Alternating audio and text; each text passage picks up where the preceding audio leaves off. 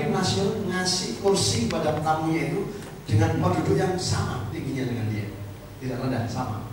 Dikasih aqua, Mas saya nulis ya, saya ngelukis ya, dia melukis 2 jam, anak itu nunggu dengan serius sampai jadi lukisan itu, karena memang tadi sudah setengah jadi, diteruskan sampai jadi. Begitu jadi anak ini bilang, Mas lukisannya bagus ya Mas, boleh nggak saya beli? Nasir kan bingung, aduh saya nggak bisa Mas, kenapa? Ini mahal ya. Berapa Mas? 300 juta ini pesanannya orang gitu kan. Masa saya nggak boleh? Waduh gimana Mas ya? Akhirnya ya sudah itu saya minta nomor rekeningnya Mas Siro sama nomor rekeningnya. Dia pulang, kemudian setelah pulang besoknya ada mobil box datang membawa nomor bukti rekening bahwa sudah transfer ke Nasir senilai 300 juta. Terus yang supirnya tanya, siapa kemarin itu anak yang duduk di situ? Itu anaknya Putra Sampurna. Pada naik motor gitu kan, naik Putra Sampurna. Saya tulis cerita-cerita itu, tapi yang saya tulis disuatakan apa? Ada cerita Nasir. Begitu dia dapat uang banyak, dia datang ke dealer mobil, mau beli Honda Jazz senilai 250 juta. Begitu dia masuk, karena Nasir potongannya gondrong, celana pendek gitu kan, tidak ada satupun di dealer itu yang memperhatikan dia. Semua tamu itu dikasih teh botol, hanya dia yang dikasih. Tapi dia baca di pojok itu gak ada nawari, salah satu gak ada nawari.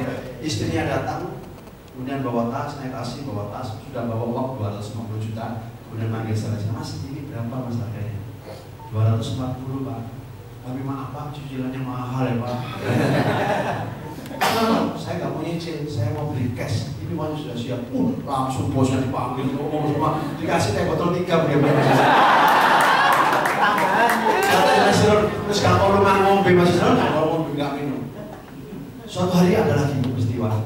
Dia didatangi tamu, bapaknya dan Putra Sampurna datang ke rumah situ. Kemudian membawa pesawat pribadi ke Jogja. Begitu datang ke situ, dia memilih 10 lukisannya senilai 2,5 miliar. Kemudian dibawa dengan pesawat khusus, dibawa ke Jakarta dan Nasir sama istrinya diajak naik pesawat khusus. Kemudian setelah selesai disuruh masang di mana tempatnya masang di kantornya, pasang-pasang itu. Kemudian setelah dipasang-pasang itu, dia pulang, diantarkan sama pesawat pribadinya. Semua pramugari bingung, Bapak ini siapa?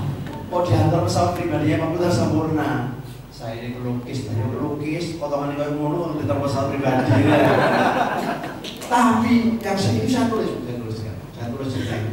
Kemudian saya tulis dengan sederhana dan ternyata lukisan Nasir itu bukan karena karyanya yang besar, bukan karena karyanya yang hebat, tapi karena kepribadiannya sudah selesai. Dia tidak sombong sama sekali sama orang. Dia orang yang tawadhu, orangnya baik sama orang. Bahkan ibu tadi saya tuliskan tempat duduknya dia menggambar sama dia melukis sama tamunya itu sama. Dia nggak mau lebih rendah dia. Dia ambilkan aqua untuk minum, menghargai tamunya luar biasa. Saya benar menulis di dalam tulisan saya itu, saya tulis di Kompasiana bahwa orang hebat itu bukan karena karyanya, bukan karena lukisannya, bukan karena tulisannya, tapi karena kepribadiannya sudah selesai. Dan Nasir itu buktinya. Begitu saya mat Kompasiana, seminggu kemudian saya di SMS sama Nasir, Mas Yusuf gak ke rumah saya.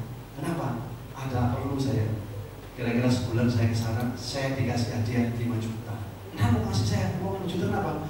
Tulisan sampean dibaca Pak Hatta Rajasa. Kemarin Pak Hatta Rajasa beli lukisan saya 250 juta. Jadi yang ngasih honor saya itu Nasir, bukan Kompasiana. Kamu ada honornya. Nulis yang sederhana itu dimiliki oleh guru-guru di Indonesia. Karena Bapak sekarang tiap hari bertemu murid-murid yang luar biasa. Coba kalau ditulis, waduh, luar biasa. Dan sekarang tidak ada alasan, cuma di mana nggak ada alasan. Sekarang medianya terbuka Pak, di Facebook boleh, di Telkom Kompasiana boleh, di blog kita sendiri boleh.